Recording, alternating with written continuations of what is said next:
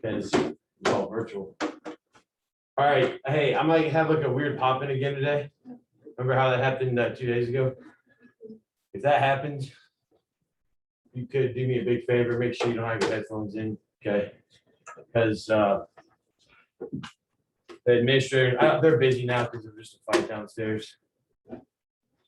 But if they pop in, because they're doing some like observations of everybody, just could, like I said, I don't know what they're gonna say about headphones. I don't really care that much, but it's what it is. All right. Hey, on that note, if you could, everybody in the class, head over to the Canvas page. Students are slowly gonna trickle in here. Yes. I'm sorry, can you say that a little louder? My Chromebook is about to die, so. Ah. My Chromebook's about to die. Oh, you have a charger with you? Does anybody have a charger? Right behind you, Luke, this charger. There's a plug-in if you want to just sit on that desk. All right, good morning, everyone. We got a few more people waiting to get in here. And we're gonna get started here.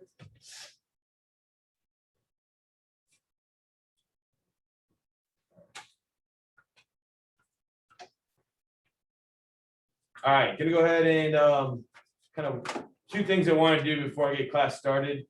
The first one is in the chat box. For those of you that are at home, before you answer this warm-up question, I want you to put in the chat box one thing you were looking forward to doing this weekend, a restorative practice. All right.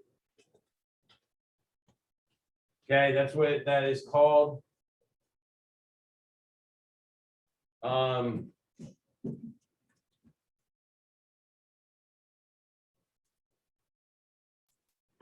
right, and so those of you that are at home, please answer the question. One thing you're looking forward to doing this weekend. Let's go round robin here. Jacob, we'll start with you. One thing you do this weekend, whatever you want. Just say it. What's that? Cool. What we got here? All right. I don't think I'm gonna be with you on that one. Playing my Xbox in my new basement that we just got done. That's fun. Hey, happy early birthday. We got nothing. That actually sounds really nice to me. Yeah. Baseball. All right. Kyle, we got nothing. Yes. Jordan. Game one. All right. What we got, Kamira? Okay. I'll play some video games. Video games. Ian, Band practice. what's that? Band practice. Band? What instrument again? It's not for school. Yeah, but do you play? Guitar. Cool. Electric or acoustic? Both. Nice. Chris? Basketball day. Basketball game. Hopefully your foot ankle thing is filled. Resting, birthday. We got 2 birthdays. Looking forward to relaxing, get ready for the month of May. Agreed. Staying home. Going to Dave and Buster's with friends, seeing my grandmother. All right, that's good. So those are called, some of those are called restorative practices, where when you get a day or two, kind of schedule yourself to have some time for yourself, right? Do something you want to do. All right, on another note, now I want a warm-up question based on what we were talking about yesterday, okay? In class. Yesterday, we watched how Germany reacted to the Great Depression compared to the United States, which you'll learn next year, okay? What would you have done if you were a citizen in Germany? We basically got to the point in the film where you were forced with either joining the Nazis, the communists, some kind of paramilitary group, or a question mark. What could you have done? I want to have a little discussion on this right now. Anybody have an option? Basically, he was one of the Nazis. You said anything but join the Nazis. Yeah. So resist their propaganda. You would join the communists. Yeah, sure. It's also like fleeing the country. Say that a little louder. You could also try fleeing the country. There you go. I was wondering if people would say those options. The issue is here, which you'll see in the film, that we probably wouldn't get out of there. But if you were joining the communists instead of the Nazis, the communists were killed almost immediately put in jail, and then eventually ended up in concentration camps because Hitler hated the communists. So he made it his point to get rid of them when he came to power, which you're going to see, which we'll get to on, unfortunately, Tuesday. Okay. I had Zariah mention I would move out of Germany. Here's the issue. That was my initial reaction. When I wrote the question yesterday, I said, get out of Germany, right? Here's the problem. What country wanted to take another person when they were already in an economic depression, had no food, had no resources for their own citizens? Ian. Do the people even have enough money to emigrate? That's the thing. Who could afford a boat passage, okay, to get across to, let's say, go to Argentina or Brazil or Mexico or the United States or Canada, right? These countries shut their borders down. The US, which had typically been, in the late 1800s, very welcoming to a lot of different types of people, shut it down because they realized they couldn't afford to pay for extra people. And you'll see that when a lot of the Jews, after Hitler takes over, the Jewish population in Germany, they'll try to get out, but they make it almost impossible. And so I basically, by asking you this question, I just want you to understand how desperate it was. Okay.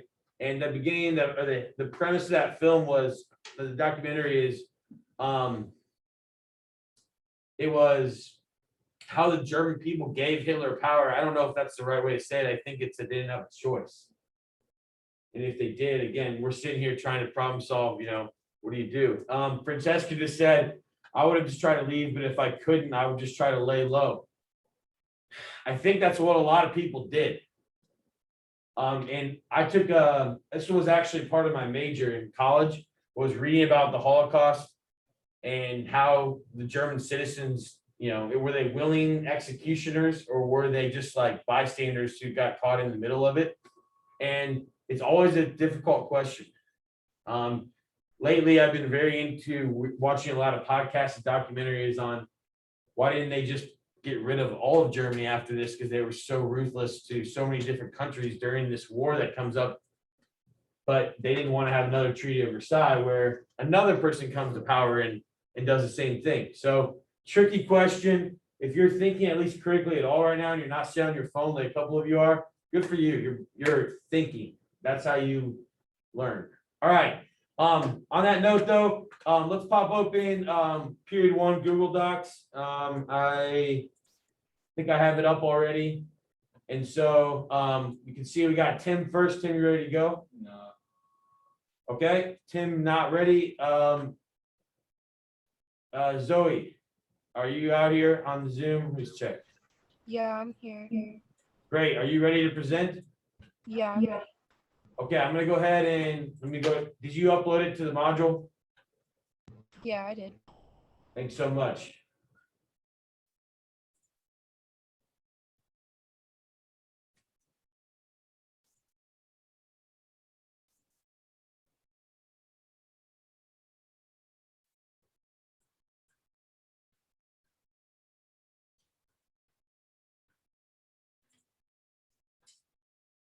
All right, poverty in Africa, is this correct? Yeah.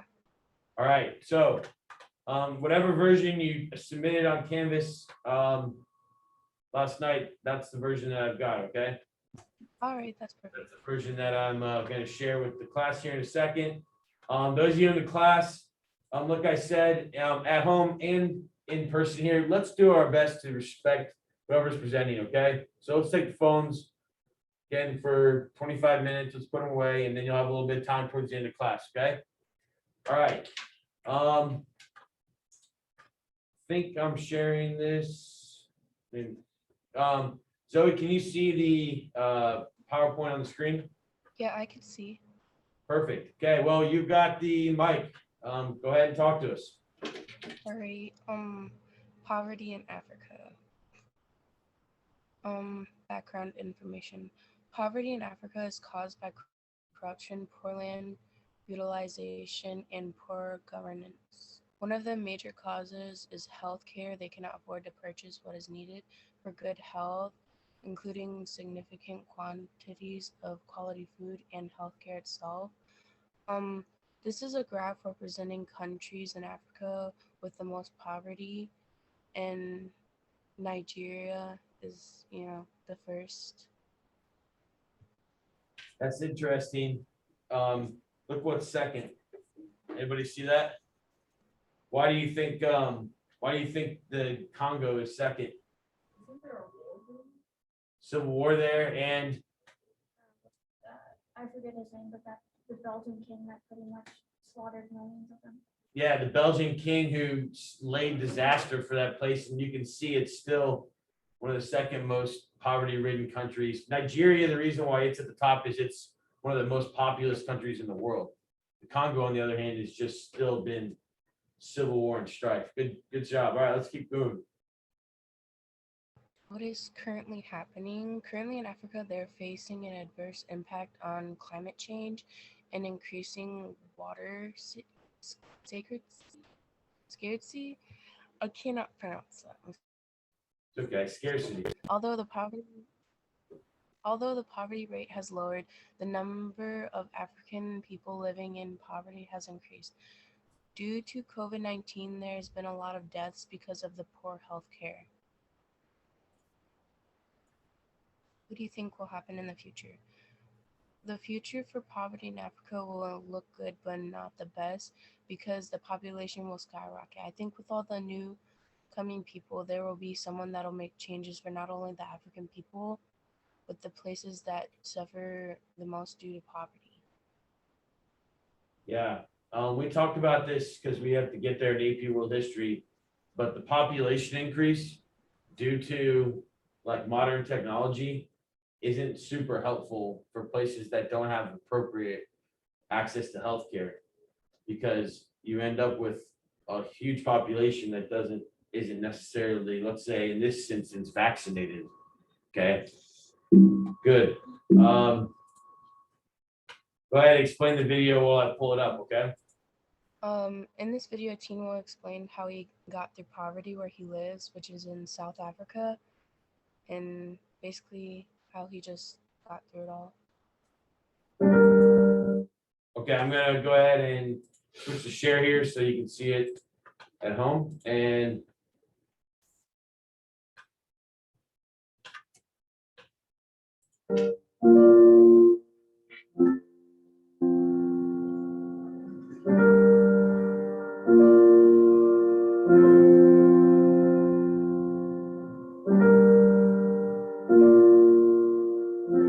all become something in life.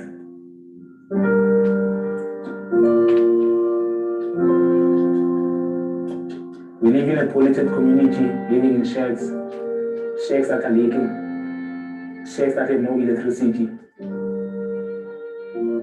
And then if you look across, you see nice houses, people that are rich, people that are living their life, people that are enjoying life, while we are suffering.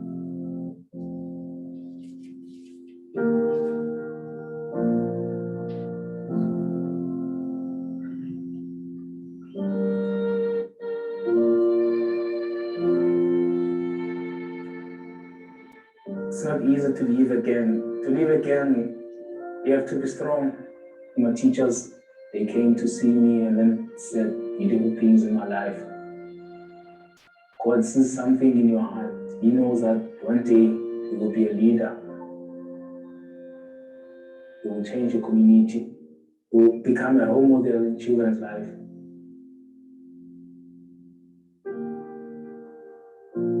I've been working hard, giving everything in my power, everything in my heart.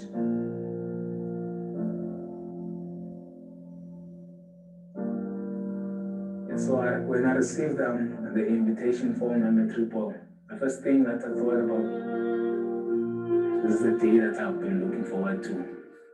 No one has ever been in matric in my family, so I'm the first one to, and I know I'm gonna make it, I'm gonna come up with good results. Not just for me, I'm also doing it for my family and also for those who have passed away. It's up to us now to make a change, to stand as a unity. White and black, it doesn't matter. Stand together. That's what I say. Thank you for the obstacles that came in my way. because actually without them, I couldn't have become this strong.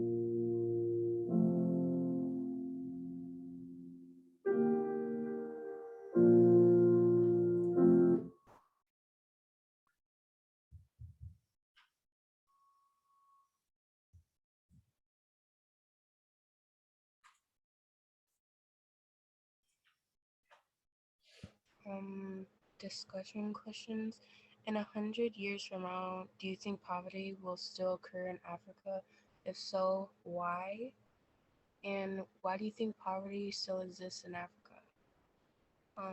If you could stop poverty in Africa, how would you do it? All right, thank you, Zoe. Let's give Zoe a round of applause here, folks. Good story of that video. There's a good book called Coffer Boy. Maybe some of you in the room have read it, about a young man from the slums in South Africa who actually made it out. He was taking care of tennis courts at a rich person's house, learned to play, and got a scholarship in the United States and went pro. It's kind of a cool story. Go ahead, let's answer one of these three questions and have a little discussion, and we'll move on.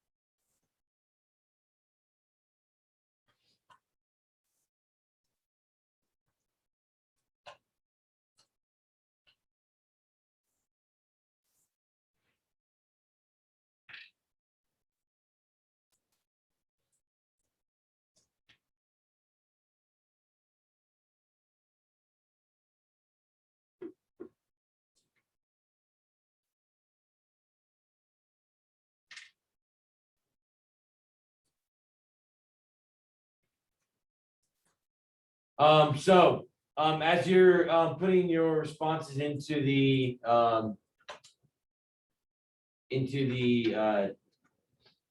Canvas, or sorry, the Google Doc here. Let's talk about question one here real quick. In 100 years from now, that's a great question. Do you think poverty will still occur in Africa?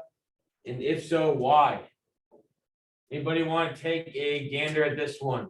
Luke, make sure you say your answer very loudly so everyone else can pick up on it. I think poverty will still exist in 100 years because, like, the population is growing. More people are going to be coming to the poverty rates can be. Okay, poverty, with the increased population, you think it's going to be more difficult to alleviate poverty? Good, Kyla. Yes. Did you want us to put it in the first box or this? I want it in the second box, but I'm not going to stress out if it's in the first box. I understand. That's okay. Anybody else? Anybody on Zoom cares to participate, unmute, or put in the chat box? Either one. Okay. Any other explanations to why it could or could not exist in 100 years? Yes. I mean, every country has some extent of poverty, especially if we continue to live in a world that is predominantly capitalist. It's going to exist no matter what. With capitalism, there is always going to be someone or a group of people at the bottom of the chain. So that's a pretty solid point right there that Ian made. And Ian said that if there's capitalism, there's going to be people that fail. And when people fail who have a lot of money, inherently it causes other people to fail too. And that's kind of the downside of capitalism, right? And so it tends to hit populations that are underserved or again have lack of access to fresh water or proper health care. And so you see that more and particularly not the whole continent of Africa, but certain areas for sure. Good. Why do you think it still exists in Africa? This is also a good question. Anybody want to take a gander at this one? Or make a prediction, just a guess. Anybody online? Why do you think it still exists? Well, can I give you 2 cents, my 2 cents then? I would say it still exists because when all these world wars were fought that we're talking about, all they did with the continent of Africa was abuse it for resources, just like they already had in the Atlantic slave trade. And then they did it again in the 1800s during the Industrial Revolution, then again in the 1900s when they needed supplies for war and these massive wars that break out. They treated the continent overall as just a place to take things. When you take, and you don't put anything back in, it ends up in hundreds of years of problems, right? And so despite the efforts of a lot of different organizations, it's still difficult. Christopher said, I think it exists because no country ever helped them in a big way. Zariah said overpopulation. Yes. And overpopulation goes all the way back to that whole racist ideology of the white man's burden. People give different areas in the continent of Africa that have poverty, like they'll give them things, okay, like a bunch of fresh or access to a well or something, but then someone will come in and try to make money off of it instead of actually being altruistic, which means just giving for the sake of giving. Or they'll go in and they'll give contraceptives like birth control. Okay, well, that's only good if people know how to use it and use it effectively, and there's enough for enough people, It doesn't stop the spread of AIDS. There's just different issues with the things that have been done since the 1980s, really. Yeah. That's some of the reasons why it still exists. If you could stop poverty in Africa, how would you do it? Anybody have a solution? This is a good one. Great question. What would you do? I mean, don't you have empathy? Empathy means you feel for someone who maybe doesn't have access to this. What would you do? Yeah. Have these countries that took what all those years have been, start giving back instead of taking all this stuff. So mandate that countries give back in an effective manner. Again, one of my good buddies is responsible for opening up a dental school in Kenya. And what they're doing at that school is training Kenyans to be dentists, to go out in the rural areas and help people for their teeth and their hygiene and fix issues with their mouth, versus just sending over dentists from the United States to do all the work. That's not really effective. You train the people that are there to be effective. It's just like when the Europeans pulled out of Africa and gave them their independence after World War II, which maybe you'll get to next year. The thing is they didn't leave any leadership. They didn't leave hundreds of thousands of college educated people that were trained in how to govern. They just left a bunch of people who were used to being manipulated, for their resources. Well, what are they going to do when they're in power? What are these people who are used to being manipulated and have seen only manipulation to get things? What are they going to do when they take power? Jacob, what do you think? They're going to be the exact same thing that they know, right? They're going to come in and they're going to tell people what to do. And they're going to manipulate. And so that's one of the reasons why the last 50 years is you've had leaders that model the example of the Europeans and the United States and try to manipulate. Again, goes back to what Ian said with capitalism. Nice job. That is super interesting. Great way to start the morning. Thank you. Let's go ahead and go to Francisco. Ready to go? What's that? You are? You are not. Okay. Then you're going on the list here. You're gonna need to be ready to go. We're running out of time. Okay. Sent you the message yesterday. Tim, you're in the same boat. Okay, I want this done over the weekend. All right, Ian. We ready? Yes. Come on, I'm gonna put the microphone on. Okay. It's a new thing that I've it like go? all I have to do is turn it on right here, okay? Give me one moment, and I need to press. We want it as a microphone, right? So it goes to the Zoom or what, like, Goes to the Zoom. okay, that's. But so if you speak loud enough to that, they can hear as well. Okay, Let me go in and get the project. So we're going over to the fourth column. For those of you that are at home and in person, you see this, we're going over to the right. Okay.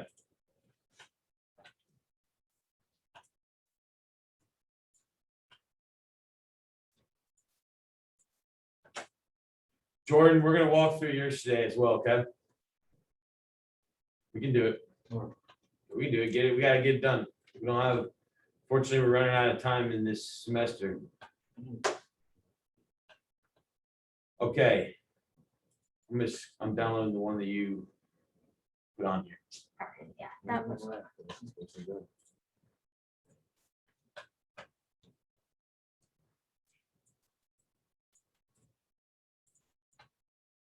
All right, so our second presentation is Ian with.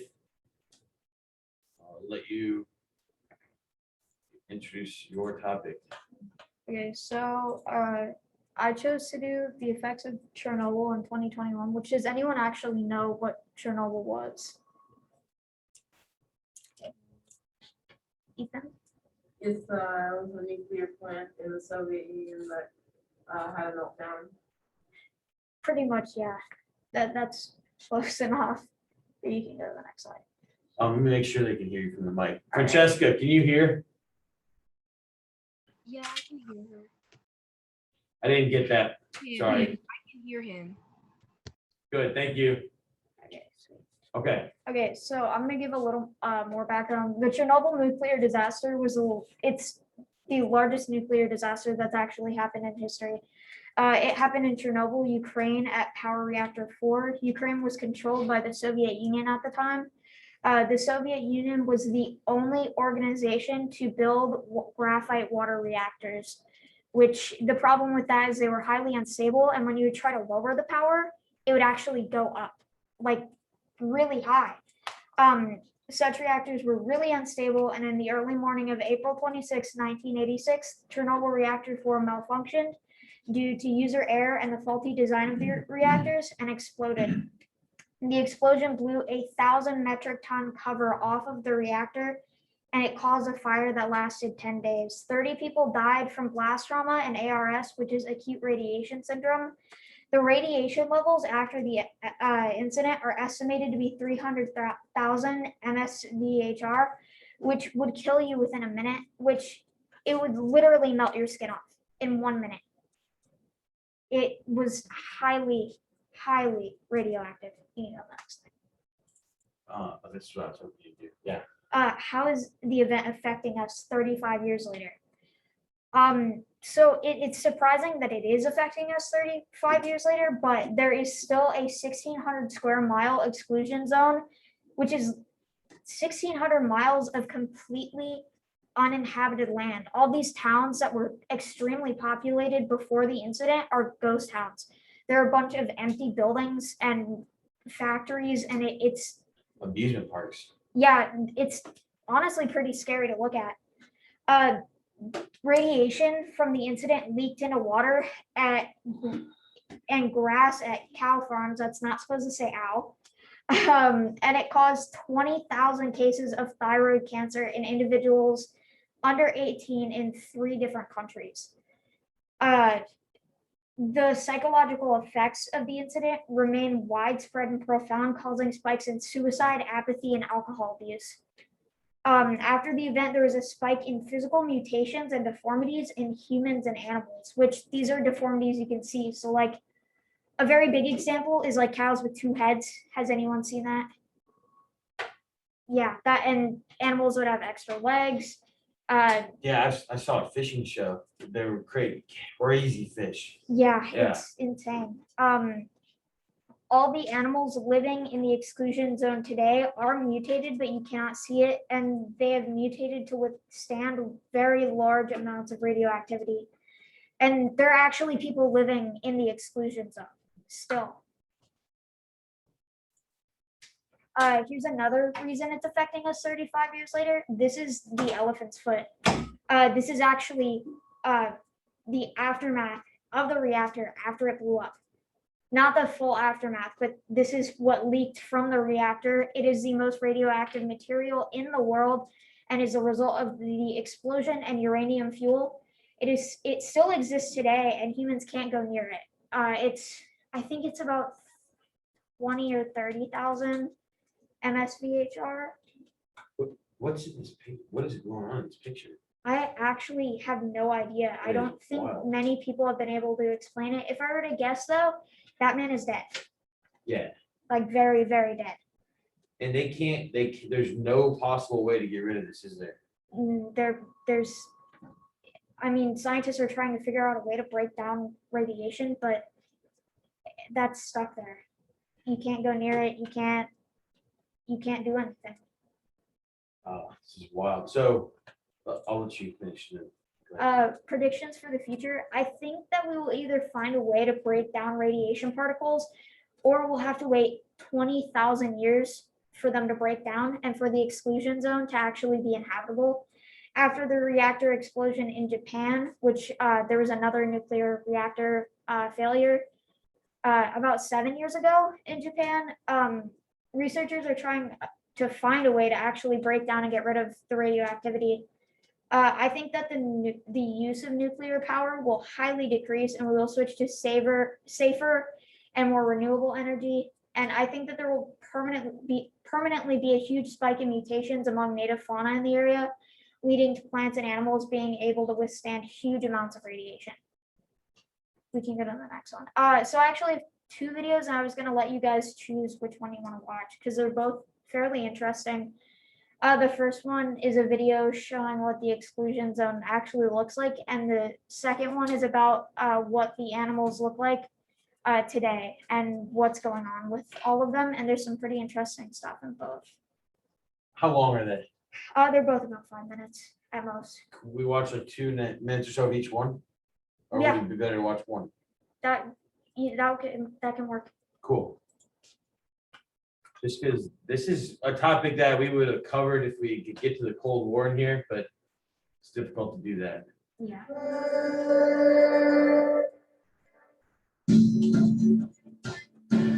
That's not the music. No, that's me trying to get this. No, the incident's not this cheerful. I will say that.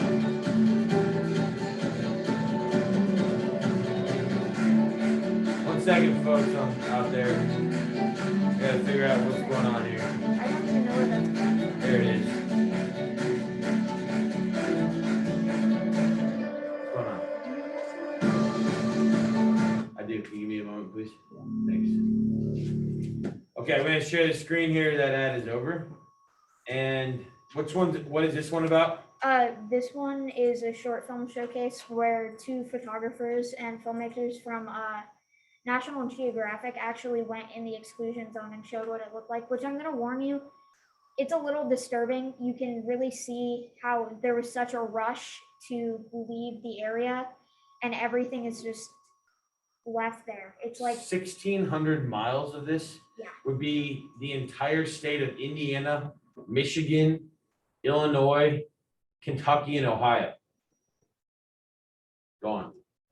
Not inhabitable. And the thing that kills me, I'm gonna say it out loud, is the Soviet Union. Russia was responsible for this, but they did it in the Ukraine, not even their own country. That's ridiculous. Yeah. The lights.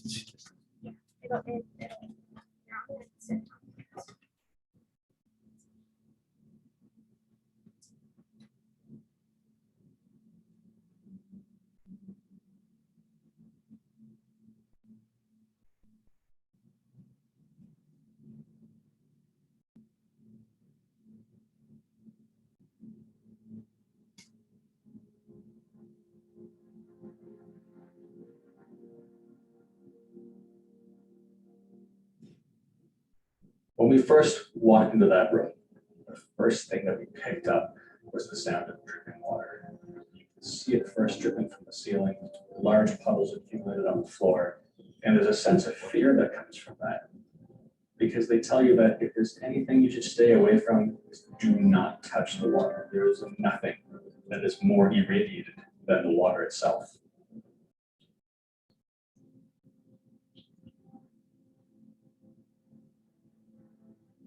What's going through my mind is how did those masks get to those rooms? It was really shocking just to see so many of them, because we walked into the room and we didn't know what to expect.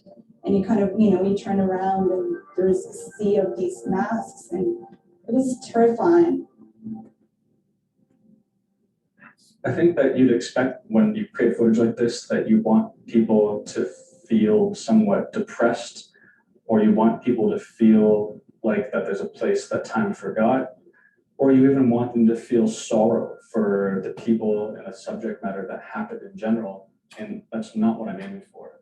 I'm actually aiming for the opposite. So I want them to find the beauty in the apocalypse. I want them to find the beauty in the dilapidated and the derelict. I thought the place would feel really sad to me. It would feel really eerie. I didn't want to have expectations. I just wanted to see myself and have the feelings once I get to the place. And once I got there, yes, it's scary, it's a little eerie, but at the same time, it was very peaceful. It was very nature starting to take back the buildings, and I didn't feel that I needed to be sad.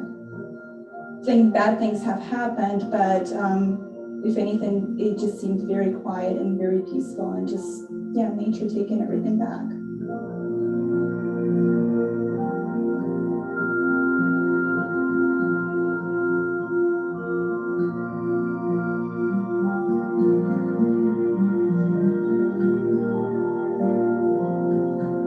Must be from old school, huh? Yeah. Instead of amusement park now. Yeah. All those park buildings were where workers work, right? Live. I'm pretty sure. Yeah. Okay, we've got one more here. I stopped the share to get the YouTube video pulled up.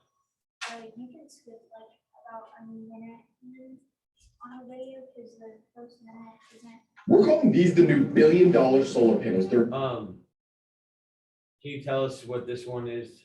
It's about the mutated and irradiated plants and animals essentially in the area. I'll have to press present today. Now I've got to get out of this.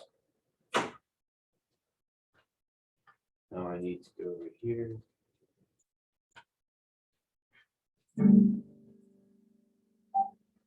all right. Well, it looks like a nut. Spider web over here. Let's see if we can't catch this one. Don't. Lift it up a little bit. That rendered a large swath of the region here uninhabitable. Since then, the creation of a 1,000-square-mile exclusion zone prohibiting human activity has led some to declare the area a restored Eden, brimming with wildlife. But for more than a decade, Timothy Mousseau, an American scientist, has conducted an extensive biological survey here, and his studies have shown that life has been far more slow to recover than previously believed. It's a perfect area for biological studies because we see a diversity of plants and animals. It's one of the hotter areas in the Chernobyl zone. And so from our previous work, we know that this level of chronic exposure is above that most species will tolerate.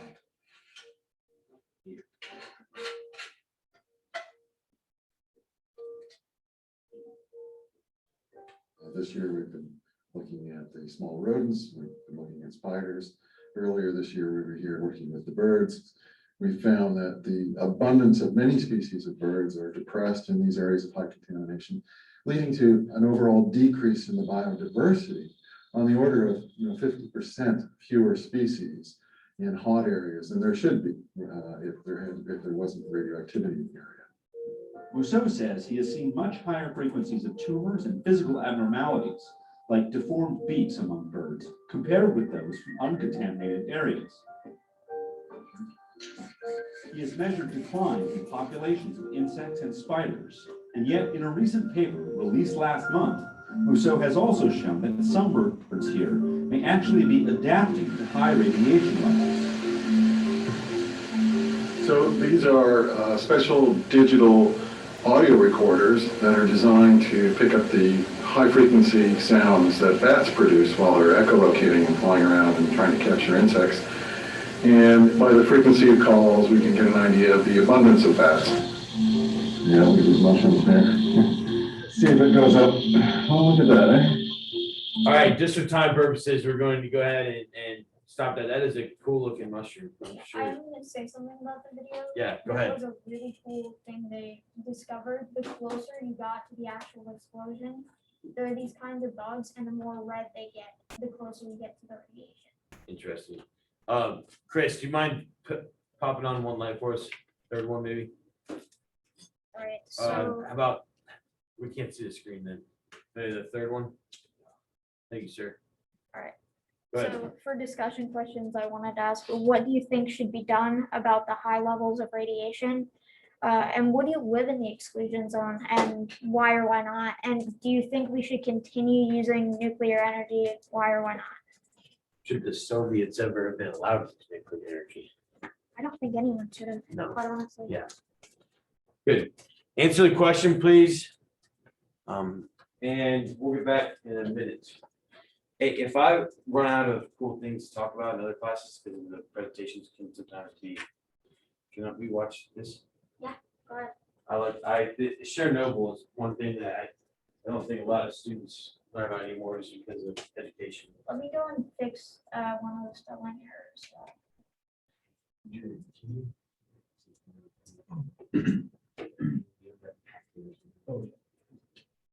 Yeah. For sure.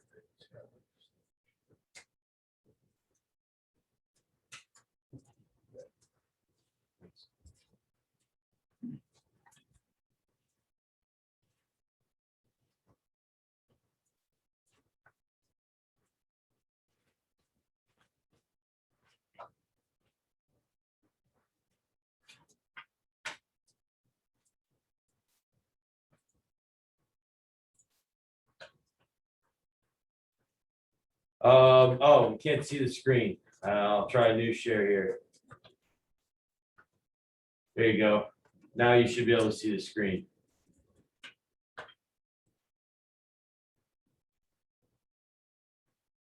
Let's give Ian a round of applause, folks.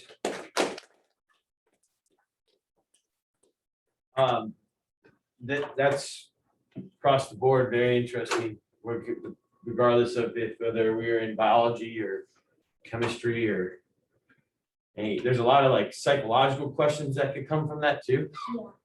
Like ethics, I mean. Highly unethical behaviors by one country, and I'm not, like I said, the United States could do this too, and has caused another country and multiple countries to suffer because of it. I mean, one of the biggest questions is why did they use those graphite water reactors when they knew they were highly unstable? Part of it was because the United States was so aggressive and the Soviet Union and the United States were so aggressive in trying to beat each other that they started using unethical practices to try to get ahead, and then that happens. And of course, they didn't do it near Moscow or St. Petersburg. They did it in the Ukraine, which they have abused since the 1930s. We didn't get to it, but when Stalin took over for Lenin after the Communist Revolution, he starved 2 million Ukrainians right away to feed the Russian people. Yeah, and I actually researched that a while ago. It killed a lot more than 2 million, and it lasted. I'm not even sure. That the 2 million was just a drop in the bucket, like right away. And then you're right, it continued. They made the farmers farming the food, but they took it from them. Wow. All right, let's get into this real quick. Do you think what do you think should be done about the high levels of radiation? Anybody? Anybody have a solution? No? figure out a way to, if science could produce the radiation, science to figure out a way to get rid of it, hopefully. And again, with that reaction in Japan, that reactor that whatever broke and caused a lot of radiation poisoning in Japan. Now that they're probably trying to figure out a way to figure it out, I'm guessing. Yeah, right now they have a bunch of workers there, and they're just scraping off like the top layer of dirt off of everything. Would you live in the exclusion zone? Why or why not? Yeah, you're shaking your head. Why? No, radiation. Yeah, you don't want to get cancer. Yeah. Or deformity due to the high level of radiation. Luke, what were you gonna say? Basically the same thing. It's safe for the radiation. Okay. Do you think we should continue using nuclear energy? Why or why not? Yes. It can maybe lead to a bigger problem, maybe making Earth. Say that a little louder. It could lead to a bigger problem, maybe like also. Yeah. Agreed. Anything else? Anyone else? We got someone in the chat here. I don't think we should continue to use nuclear energy because of the newer technology we have now. We can easily use solar energy to make things work. Not only is it safer to use solar energy, but it's safer for the environment and more efficient. That was Zariah, exactly. Once a nuclear reactor is done, there's nuclear waste. They have to hide into the ground anyways. So it's not really safe to be hiding that stuff into the ground. The bell is about to ring. Thank you, everybody. This was, for a period one on Friday. I thought it was pretty cool. Thanks, everyone. Have a great weekend. Make sure you practice the restorative practice. And I will be putting the quiz up here hopefully by the end of the day for Monday. Have a great day. Have a good weekend. You too. I have a good weekend. Bye-bye. Thank you. They're Thank you. still using those reactors. like, Yeah. It's just. Right, yeah. That's like the biggest issue with